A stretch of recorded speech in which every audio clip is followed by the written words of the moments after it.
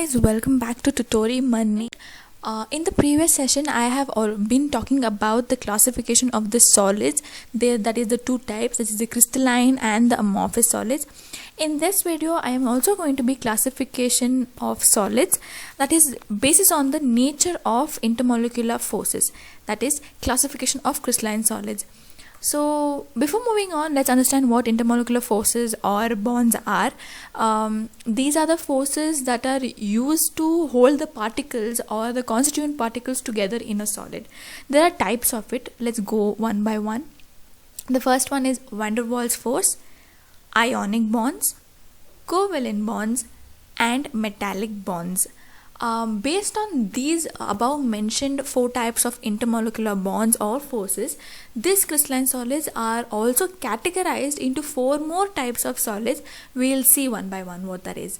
The first one is ionic solids, metallic solids, covalent solids, and molecular solids.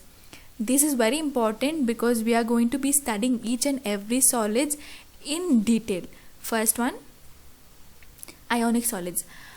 We all know that solids consist of particles, constituent particles.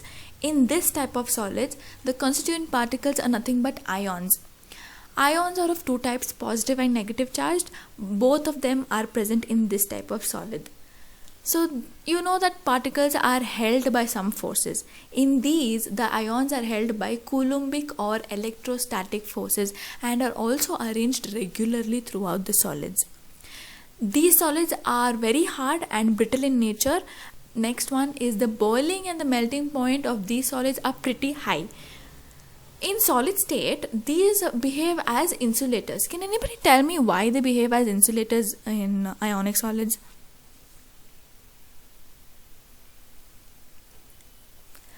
Okay, let me tell you why. Because in solid states, the particles cannot move freely. They are mostly held tightly, so they behave as insulators. But in aqueous state, they behave as conductors. Why? Because in aqueous state, there is more space for the particles to move around. Basically, the electrostatic forces are a little less compared to the solid state.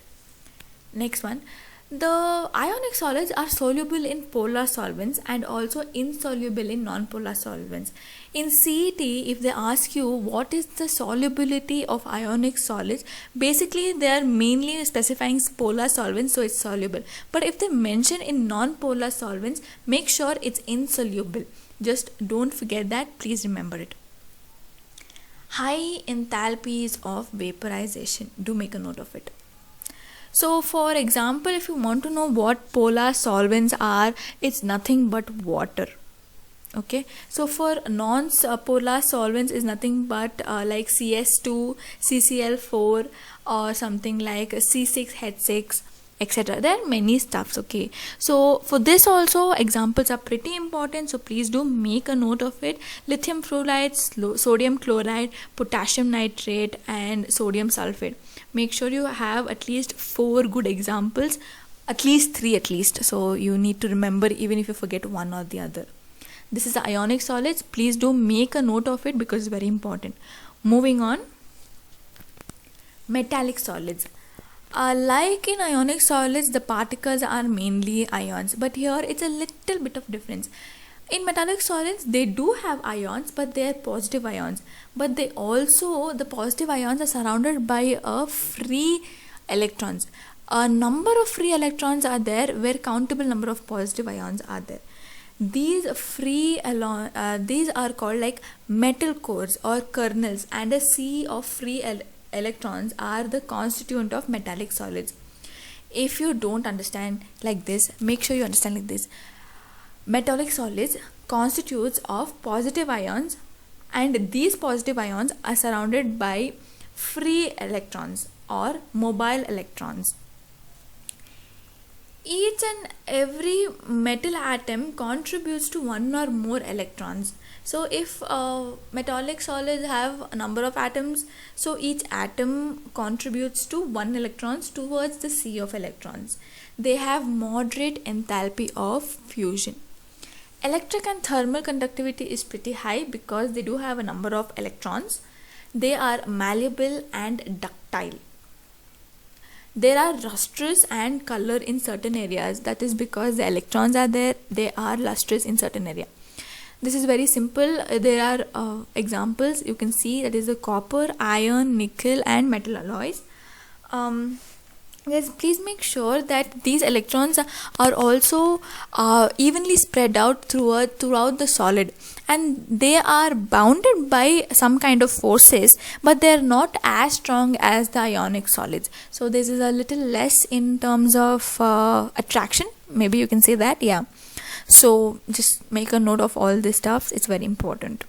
Okay, there's also one more point which says when thermal and electric conductivity, based on that, when heat is applied to one portion, the thermal energy is uniformly distributed, because the electrons are when heat is applied, they start moving more faster. So each and every electron, when they collide with other, they collide with other. So uniformly the thermal or the heat energy is distributed. That's it about it. So the examples are copper, iron, nickel and metal alloys mainly. Moving on, covalent solids. Covalent solids have particles bounded by covalent bonds. So these are like bonds, they have a continuous network. So the covalent bonds form a continuous network. These solids form the network in 3 dimensions and are also called as giant molecule. Okay, so guys, if you have seen a graphite molecule, you've seen that they have huge 3-dimensional figures. You draw usually 3-dimensional. That is because the covalent bonds between them.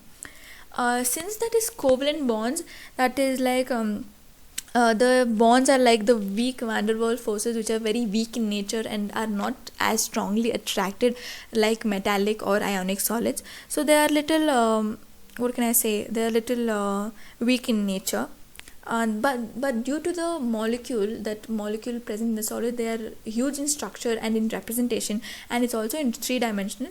They are called as giant molecule. They are hard and brittle as well as ionic solids. High melting point, the enthalpy of fusion is high. They behave as insulators, and some of the examples are like diamond and graphite, boron, nitride, etc., etc. Just make sure of the examples because they're very important. Okay, there's one more question I wanted to ask you. In covalent solids, why do they behave as insulators? Well, here though they are having space in between, then why are they insulators? That is very simple question. Well, I'll answer for that for you. This is because there are no electrons. No, there are no free electrons. There are solid, there are atoms. There are no free electrons which can transport the energies, or they cannot conduct electricity. So that's why they behave as insulators. Moving on, molecular solids. In molecular solids, these are held by dispersion forces, London forces, dipole and hydrogen bonds. So these solids have a number of bonds and forces. So remember the 4 main bonds or forces. On the basis of the above mentioned, they are further classified into 3 more subdivision. That is, the first one is the non-polar molecular solids. In this, molecules or atoms are bounded by weak dispersion forces or London forces. So they are soft and non-conductor of electricity. They do not conduct because like I told you, the electrons are not freely available. Melting point is low. That is because they are volatile in nature. Low enthalpies of vaporization. At room temperature and pressure, they are in liquid form or gaseous form. So make a note of the example, that is iodine solid, H2CO2 and naphthalene, camphor. Guys, these points may help you in forming answers as well. So just remember, as points, it's going to be easy for you. So the second subdivision is the polar molecular solids. That's non-polar, this is polar. So molecules are held by strong dipole forces. The previous one is held by weak van der Waals forces or called as London forces. This is held by dipole forces. They are soft and also a non-conductor of electricity. We all know that. Why? Melting and boiling point is low, but when compared to non-polar molecular solids, NPMS is nothing but non-polar molecular solids, it's higher. High enthalpy of vaporization. So the example as follows: solid HCl, NH3 and SO2.